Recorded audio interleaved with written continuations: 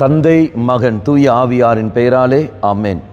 இயேசு கிறிஸ்துவின் அன்புமிக்க சகோதர சகோதரிகள் அனைவருக்கும் கிறிஸ்து இயேசுவின் அன்பு கலந்த வணக்கத்தை தெரிவித்துக் கொள்கின்றேன். இந்த நற்செய்தி பாகமானது மத்தேயு நற்செய்தி 13ஆம் அதிகாரம் 24 முதல் 30 வரையுள்ள திருவாக்கியங்கள். குறிப்பாக 25வது வாக்கியம், அவருடைய ஆட்கள் தூங்கும்போது அவருடைய பகைவன் வந்து கோதுமைகளுக்கிடையே களைகளை விதைத்து விட்டு போய்விட்டார்கள். அப்போ நாம் பார்க்கின்றோம், தூங்குகின்ற பொழுதுதான் இந்த தீமை நடக்கிறது. அப்படி என்றால் திருச்சபை சொல்வது அர்த்தம் என்பது என்ன? நீயும் நானும் விழிப்போடு இல்லாமல் நாம் வாழ்கின்ற சமயத்தில் தீமைகள், தீய கருத்துக்களோடு இங்கு கடந்து வந்து இதா நம்முடைய அந்த விசுவாச வாழ்க்கைக்கு எதிராகவே அது செயல்படும். அப்போ விழிப்போடு நாம் இருக்க வேண்டும் என்றால் எப்படி? நாம் சிறு வயதிலே கற்றுக்கொண்ட நம்முடைய விசுவாசத்தை நாம் உறுதியோடு பற்றியோடு நாம் இருக்க வேண்டும். மாறாக ஏனோ தானோ என்று நாம் இருக்கின்ற சமயத்தில் எனது சும்மா கடமைக்காக நாம் படிக்கிறோம் என்றால் நிச்சயமாக நம்ம விசுவாச வாழ்க்கை போய்விடும். உதாரணம் எடுத்துக்கொள்ளுங்கள். இப்போ நம்முடைய குடும்பத்தில் உள்ள பெற்றோர்கள், அப்போ அந்த குழந்தைக்கு குழந்தை பருவத்திலிருந்து சொல்லப்படுகிறது, இதுதான் உன்னுடைய தாய், இதுதான் உன்னுடைய தந்தை, இதுதான் உன்னுடைய சகோதரன், இதுதான் சகோதரி என்று. அப்போ அந்த குழந்தை பருவத்திலிருந்து சொல்லப்படுகிற போது அந்த குழந்தையானது வளர்ந்து வரும் சமயத்தில் அது உறுதியோடு இருக்கின்றது, இதுதான் என் தாய், இதுதான் என் பெற்றோர்கள் என்று அது உணர்ந்து கொள்கிறது.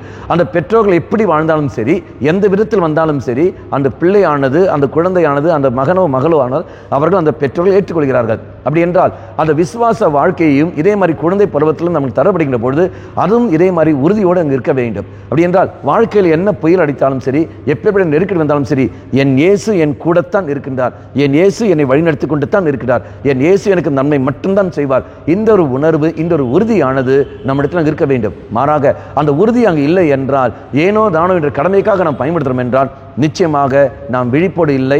அந்த தருணத்தில் இதை உலக கருத்துகள் கடந்து வரும். உலக கருத்துகள் கடந்து வந்து நம்முடைய விசுவாச வாழ்க்கை அது இல்லாமல் ஆக்கும் என்று பலரும் அந்த மாதிரி போன காரணத்தினால் கடவுள் இல்லை என்றும், கடவுள் இருந்தால் ஏன் இப்படி நடக்கின்ற 1008 கேள்விகள் கேட்டுக்கொண்டே இருக்கிறார்கள். மக்களே, நாம் சிந்தித்து பார்க்க வேண்டும். நம்முடைய விசுவாசமானது உறுதி பெறவில்லை என்றால் நீயும் நான் தான் கணக்கு கொடுக்க வேண்டும்.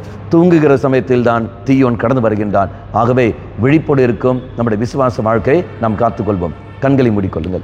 நல்லவனாய தெய்வமே, எவ்வாறு தூங்குகிற சமயத்தில் இதோ அந்த எதிரிகள் பகைவர்கள் வந்தார்களோ அதே மாதிரி நான் இதோ மயங்கி கொண்டு இருக்கின்ற பொழுது உலகத்துக்கு நாம் முக்கியத்துவம் கொடுத்து நாம் போகிற சமயத்தில் தெய்வீக காரியங்கள் சிந்திக்காமல் அதை பற்றி கண்டு கொள்ளாமல் நான் வாழ்கின்ற பொழுது என்னுடைய வாழ்க்கையிலும் தீமைகள், தீய கருத்துக்கள் உள்ளே புகும். அது என்னையும், என் குடும்பத்தையும், என் விசுவாச வாழ்க்கையும், என் ஆளுமையும் அது பாதிக்கும். இயேசுவே, என் மேல் இரக்கம் வையும். அம்மா மாதாவே, தெய்வ மாதாவே, எங்கள் மாதாவே, என் அன்னையே, விசேஷமாக எங்களுக்காக பரிந்து பேசுங்கள். ஆமேன். தந்தை, மகன், தூய ஆவியாரின் பெயராலே ஆமேன்.